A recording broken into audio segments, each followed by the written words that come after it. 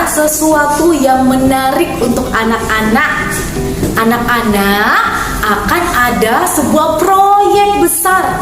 Proyek ini dinamakan PJBL atau kepanjangannya Proyek Based Learning.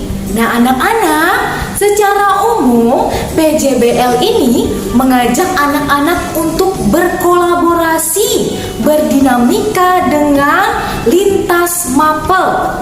Apa saja lintas mapelnya? Yang pertama yaitu bahasa Inggris, yang kedua IPA, ketiga SBDP, keempat bahasa Indonesia, dan yang kelima pendidikan agama Katolik dan budi pekerti. Nah, anak-anak, untuk lintas mapel ini akan dijelaskan. Silakan simak ya. Nah, untuk proyek yang pertama, anak-anak akan mengerjakan proyek dalam pembelajaran bahasa Inggris. Miss Maria mau bertanya, pernahkah kalian mengisi waktu luang atau liburan kalian dengan mengunjungi berbagai tempat wisata? Baik yang ada di Indonesia, mungkin yang ada di luar Indonesia juga. Pernahkah juga anak-anak mengunjungi tempat-tempat wisata yang bersifat sejarah seperti candi, museum, atau tempat-tempat wisata alam lainnya seperti danau, pantai, dan yang lain-lain?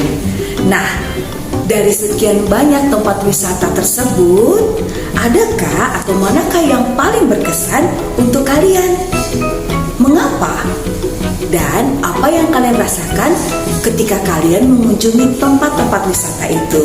Nah, anak-anak silakan menjelaskannya di dalam bahasa Inggris. Akan sangat baik jika anak-anak juga nanti akan menampilkan foto saat kalian berada di tempat-tempat wisata tersebut.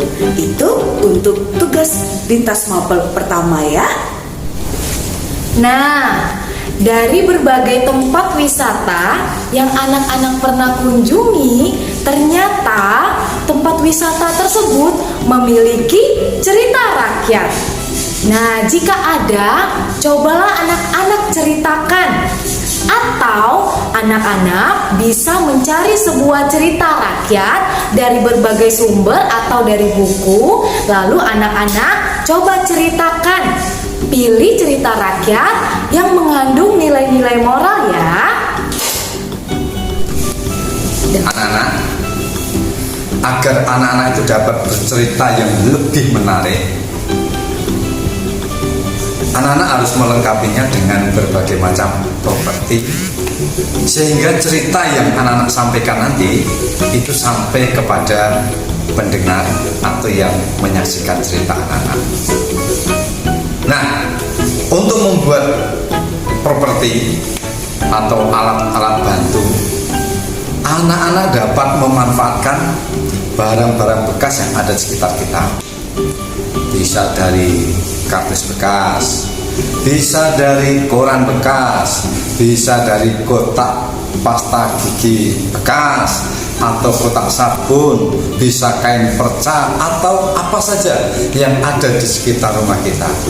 Itu dimanfaatkan, dibuat, dibentuk menjadi sebuah boneka yang kita sebut dengan boneka tangan. Dan tentunya saja boneka yang kita buat ini sesuai dengan tokoh atau karakter dalam cerita itu. Nah, anak-anak, setelah kita membuat itu, anak-anak harus cari tahu mengapa kita harus menggunakan barang-barang bekas tersebut. Anak-anak coba bisa menjelaskan apa manfaat atau apa kegunaan dari barang-barang bekas tersebut. Begitu anak-anak ya, itu penjelasan Bapak berkaitan dengan pemanfaatan barang-barang bekas yang ada di sekitar kita. Berikutnya akan dilanjutkan oleh Bapak Ibu Guru yang lain. Selamat melaksanakan tugas ini dengan penuh semangat. Terima kasih. Anak-anak, bagaimana?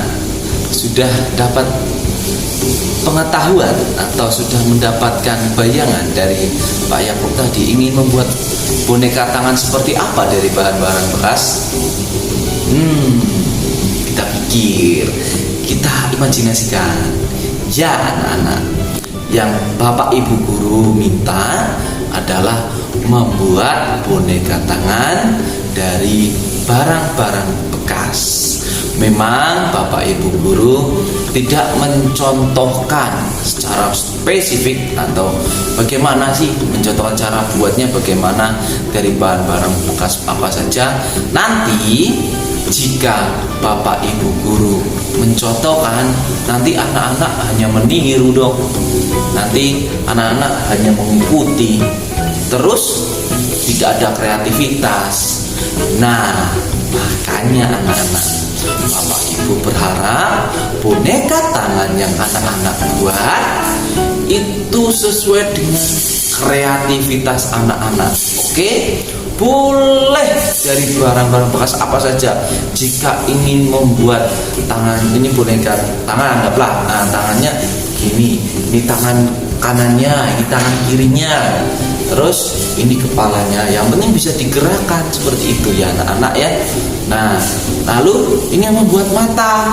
Ini yang membuat mata.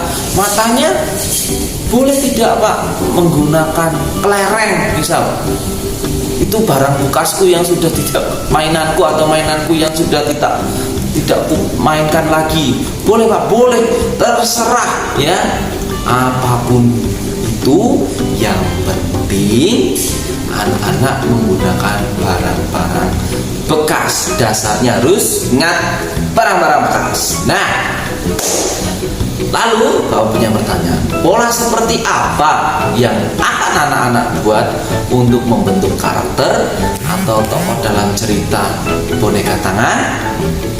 Oke, lalu Pak sematkan satu kali lagi. Untuk membuat boneka tangan itu anak-anak membuatnya minimal 2. Oke, minimal 2. Sip. Nah, selamat mengerjakan tugasnya. Jika anak-anak sudah selesai membuat boneka tangan, coba anak-anak menceritakan kembali cerita yang sudah anak-anak pilih tadi. Nah, ceritakan menggunakan boneka tangan yang sudah anak-anak buat dari barang-barang bekas tersebut. Nah, anak-anak, tadi anak-anak sudah bercerita ya tentang cerita rakyat yang anak-anak sudah ceritakan. Nah, kemudian setelah anak-anak bercerita, kemudian anak-anak mengambil pesan moral yang terdapat di dalam cerita tersebut. Setelah anak-anak mengambil pesan moral, kemudian coba anak-anak kaitkan apakah ada kaitannya dengan 10 perintah Allah yang sudah kita pelajari. Kemudian sebutkan pesan moral itu termasuk ke dalam 10 perintah Allah yang keberapa. Nah, itu tugasnya hari ini. Anak-anak, tolong nanti divideokan, kemudian kerjakan tugas dengan baik ya. Selamat mengerjakan. Tuhan memberkati kita semua. Bye-bye.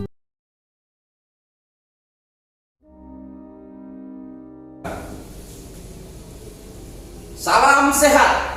Salam semangat, Salam kreatif. cerdas berintegritas. Salam Tarakanita. Satu